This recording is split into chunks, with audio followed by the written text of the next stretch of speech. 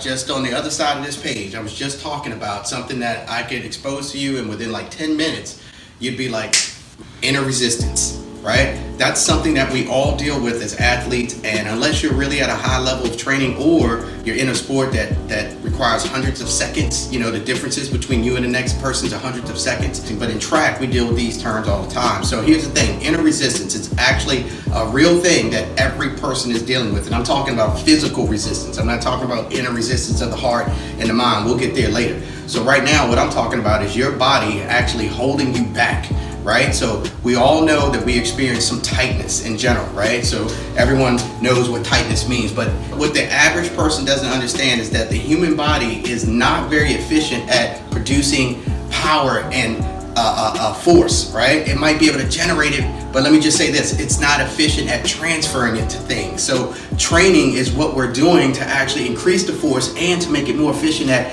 transferring it. Whether you swing, whether you pedal a bike, or whether you run, we are transferring strength, power to whatever it is that we're doing, whatever mechanical movement, whatever mechanism, bike, whatever it is. So whether you got two wheels or whether you got two legs, if you don't deal with this inner resistance that's natural, right? We all naturally have about 20-25% of inefficiency that as a trained athlete, you're trying to minimize that inefficiency. So it's not just about, oh yeah, I got tight hamstrings or my hips are tight. Someone else might say that, and that's generally what they're talking about. But on some level, you need to know you're missing about 20-25% of the transfer of strength and power and speed, and everything you already have is being resisted. Why? Because the body has to be tuned up to the point that it actually can minimize this breakdown or the diminishing or the transfer, right? To the point that maybe you lose 10%. That person would be a lot faster. So when I told you on the other page that I could actually make you faster within about 10 minutes, and it wouldn't require any working out, it wouldn't require any gym time, it wouldn't require any expensive equipment. So what I'm gonna do is break down how you actually can make a difference with this. Okay, so I mentioned there's 3 important things that you need to know. So here's the coaching, here's the training, here's what I told you I would give you.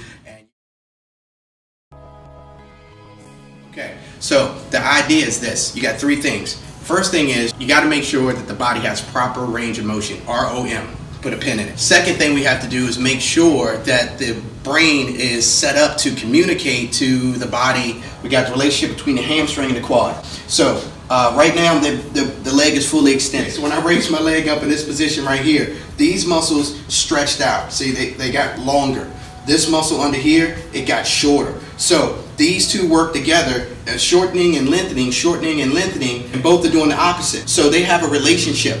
Now, if this muscle is too tight, which means that the muscle that straightens the leg out can't fully engage because this muscle is resisting it, okay? So now think about that. Let's go to the glute and the hip flexor. Same thing. I'm pedaling, I'm running. When I go to apply that pressure, I want to use that glute. So that muscle's contracting, it's getting shorter. This is lengthening, but this is tight. And we all know we're in this position most of the day, this muscle gets tight. So the glutes can't really fire.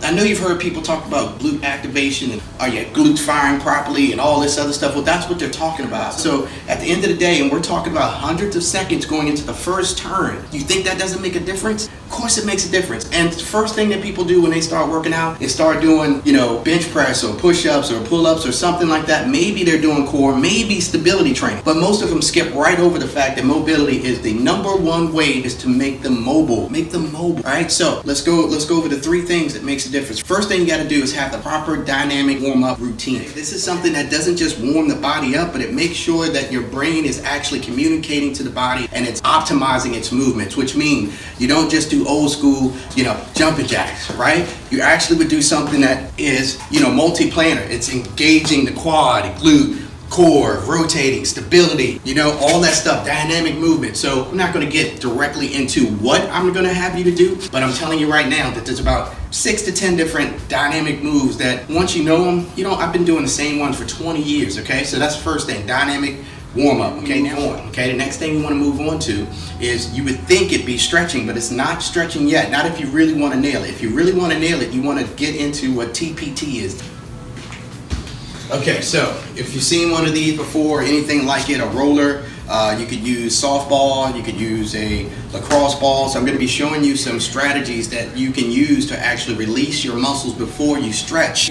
Trigger point therapy means that I'm going to actually actively go in and release certain muscle groups, because with overuse and overtime and injury and all the other things that occurred, and we're not addressing it, you can't just address it with a stretch. These muscles start developing little teeny Charlie horses, which are like trigger points. And the problem with that is it shortens the muscle, and the problem with that is it interrupts the communication. So let's just keep it real simple right now. When your brain says go and a muscle has triggers in it, there's a little hesitation in there. Let's just put it that way. The last thing is having a stretch strategy. That means that you're not just or just getting a list of stretches and banging them out. No, you're actually going from a dynamic warm-up that's specific to moving towards trigger point therapy, maybe 3 or 4 different things you're doing to specifically release specific muscle groups, so then you can move in and stretch those muscle groups and restore the length, and then beyond that you can do your exercise or corrective exercise strategy.